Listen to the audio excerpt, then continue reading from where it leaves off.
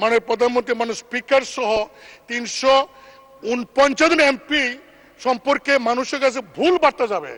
তার সস্তা জনপ্রিয়তা অর্জন করার জন্য যদি এই ধরনের কথা বলে ভুল বার্তা যায়। আমাদের এই হাউসের একজন মাননীয় সদস্য, নামটা বলতে চাই না, তিনি নতুন নির্বাচিত হয়েছেন। তিনি ফেসবুকে কিছু বক্তব্য দিয়েছেন, যে বক্তব্যটা আমরা সবাই এফেক্টেড।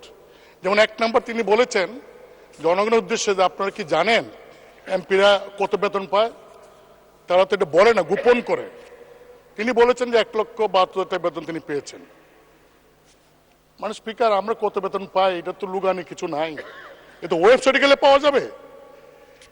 দেন তিনি বলেছেন যে এই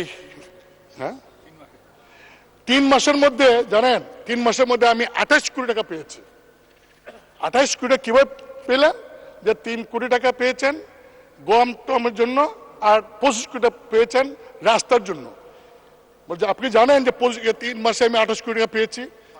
মানে স্পিকার, এই যে ২৮ কোটি টাকা পেয়েছেন, এই কথা বলছেন, এই টাকা কি আমি পেয়েছি? আপনি মানে স্পিকার এমপি আপনি কি পেয়েছেন?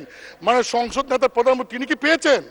কারণ এই আমাকে কিন্তু ইতিমধ্যেই ওই ফেসবুক দেখে অনেকে বলছেন যে ২৫ কোটি টাকা পাইছেন, এই টাকা কই? তিনি বলছেন যে ২৫ কোটি টাকা তিনি পেয়েছেন, আমরা তো পাই নাই। মানে স্পিকার, আপনি জানেন যে বর্তমান সরকার গত কয়েক বছরও আমাদেরকে এমপিদেরকে সুযোগ দিয়েছিলেন যে স্থানীয় সরকার মন্ত্রণালয়ে প্রতি বছর ৪ কোটি করে, ৫ বছরে ২০ কোটি, এইবার বলেছেন ৫ বছরের জন্য ২৫ কোটি টাকার প্রকল্প নাম দেওয়ার জন্য। মানে স্পিকার, আমি ক্লিয়ার বলতে চাই যে আগামী ৫ বছরে আমরা কয়টা প্রকল্প করব নাম দিছি আমরা, টাকার সঙ্গে তো আমার কোনো সম্পর্ক নাই। এই আমরা নাম দেই, এলজিডি তারা সার্ভে করে, তারা টেন্ডার করে, তারপরে তারা কাজ করে, বাস্তবায়ন করে। কিন্তু মাননীয় সদস্য যেভাবে বলছেন যে আমরা ২৫ কোটি টাকা আমরা পেয়েছি, শুধু তাই না, তিনি আরো বলেছেন যে এমপি যে তো লাভবান, যদি আগে জানতাম তাহলে আরো আগে এমপি হইতাম, তো বড় ব্যবসা। মানে স্পিকার, আমি আপনাকে বলছি কারণ আপনি হলেন এই সংসদের গার্ডিয়ান।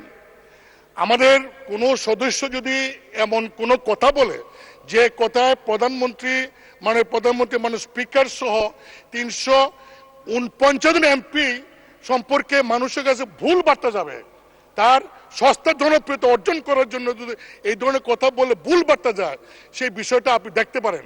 মানে স্পিকার, কিছুদিন আগেও লোকসভাতে আচরণবিধির ভঙ্গের কারণে একজন ওয়েস্ট বেঙ্গলের একজন লোকসভার সদস্য মহিলা, তিনি প্রশ্ন করেছিলেন পার্লামেন্টে, দেখা গেল এই প্রশ্নটা যে কোনো স্বার্থে বিনিময় করেছেন, তার মেম্বারশিপ নাই। আমি আপনাকে বলবো যে আমরা অনেক কথা বলবো, এখানে ডিবেট করব, কিন্তু এমন কোনো কথা বলবো না, বলতে পারি না, অধিকার আমার নাই যে আমার কথা ৩৪৯ জন এমপি তাদের ইজ্জতে যাবে, তাদের সম্পর্কে মানুষের মধ্যে একটা ভুল বোঝাবুঝি হবে। আপনি আমার কাছে মানে স্পিকার এটা আছে, পুরা রেকর্ডিংটা আছে, ভিডিওটা আছে, আমি আপনাকে পাইতে পারি।